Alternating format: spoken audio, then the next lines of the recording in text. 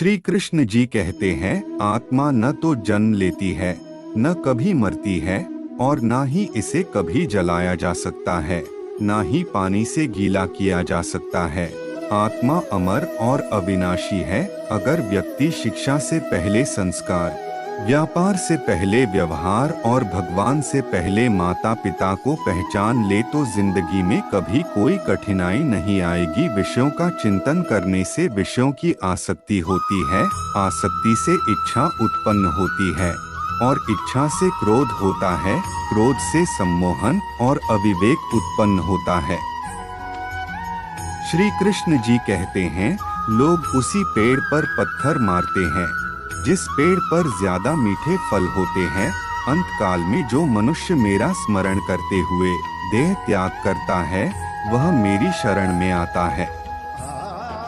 इसलिए मनुष्य को चाहिए कि अंतकाल में मेरा चिंतन करें। यह सच बात है कि भूल करके इंसान कुछ सीखता है, परंतु इसका यह मतलब नहीं कि वह जीवन भर भूल करता रहे और कहे कि हम सीख रहे हैं। कृष्ण कहते हैं, इस जगत में मनुष्य भौतिक वस्तुओं का भोग कर सकता है। अगर वे चाहे तो सब कुछ छीन सकते हैं। मनुष्य कुछ भी नहीं कर सकता। स्वार्थ से रिश्ते बनाने की कितनी भी कोशिश करें, वो कभी नहीं बनते हैं और प्रेम से बने रिश्तों को कितना भी तोड़ने की कोशिश करें, वो कभी नहीं टूटते। क्रोध से भ्रम पैदा होता है, भ्रम से बुद्धि व्यग्र होती है। जब बुद्धि व्यग्र होती है तब तर्क नष्ट हो जाता है। जब तर्क नष्ट होता है तब व्यक्ति का पतन हो जाता है। हर किसी के अंदर अपनी ताकत और अपनी कमजोरी होती है। मछली जंगल में नहीं दौड़ सकती और शेर पानी में राजा नहीं बन सकता।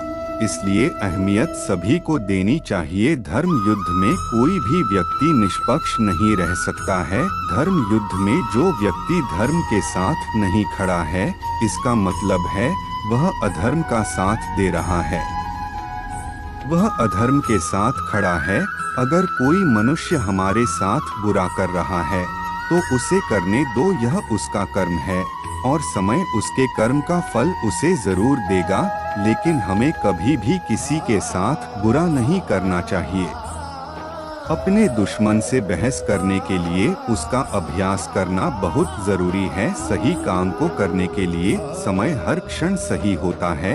कठिन समय में कायर बहाना ढूंढते हैं तो वहीं बहादुर व्यक्ति रास्ता खोजते हैं। अच्छा दिखने के लिए नहीं बल्कि अच्छा बनने के लिए। जो आप बंद मुट्ठी से हाथ नहीं मिला सकते, मान सम्मान किसी के देने से नहीं मिलते, अपनी योग्यतानुसार मिलते हैं। मेहनत इतनी खामोशी से करो कि सफलता शोर मचा। कोई काम शुरू करने से पहले स्वयं से 3 प्रश्न कीजिए। मैं ये क्यों कर रहा हूँ? इसके परिणाम क्या हो सकते हैं और क्या मैं सफल होऊंगा? और जब गहराई से सोचने पर इन प्रश्नों के संतोषजनक उत्तर मिल जाएं, तभी आगे बढ़िए। अगर जिंदगी में कुछ अलग करना है तो जरा भीड़ से हटकर चलो। भीड़ साहस तो देती है पर पहचान छीन लेती है। कोई भी इंसान जन्म से नहीं बल्कि अपने कर्मों से महान बनता है। महान प्रतिभा में पागलपन का मिश्रण जरूर होता है। फल की अभिलाषा छोड़कर कर्म करने वाला पुरुष ही अपने जीवन को सफल बनाता है। कृष्ण कहते हैं, जैसे प्राणी अपने पुराने कपड़ों उतार कर फेंक देता है, नए को धारण करता है, उसी प्रकार यह आत्मा पुराने शरीर से त्याग करके नया शरीर प्राप्त करती है। तुम उसके लिए शोक करते हो जो शोक करने के योग्य नहीं है और फिर भी ज्ञान की बातें करते हो। बुद्धिमान व्यक्ति ना जीवित और ना ही मृत व्यक्ति के लिए शोक करते हैं।